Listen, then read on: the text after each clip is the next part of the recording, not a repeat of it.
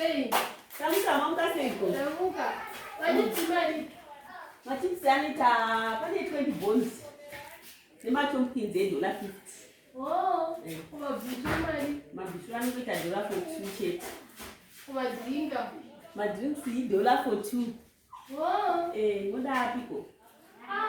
Oh, kodovi mari. Dovi $1.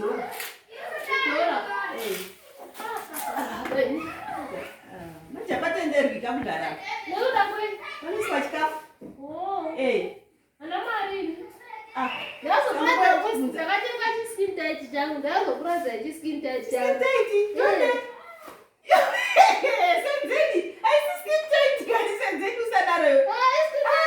Skin tight. Ipapa hii. Papa. Ndina uzive papa hele. Skin tight changu. Aiwa, isi skin tight. Vara hembi. Papa re. Ipapa hii. Papa re kupombashi. Ipapa re kupfekedza wana gogo wanabuya wachembera. Wasisagolenda kutoilet kana zvina wana zvichichizvi. Iwe usisaize kupfeka pamba here. Isi skin tight bai. Asiko kana ndira kuchita chiskin tight. Aiwa achiti. Unopfekedzwa kana wakurara usisagolenda kutoilet. Senzeni usasidaro shuwa. Chava zvinoda wapinda mumushopu mine wari wotaka kuvhura uchindiratidza pamba kuti skin tight. Senzeni ka? Senzeni. Itengera mabhiso. Zvakaoma toka ndai wanozotengera mangwana utanga wagorobhisa pamba.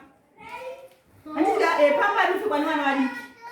Vasingagoni kutaura kana ana gogo wakungozviitira.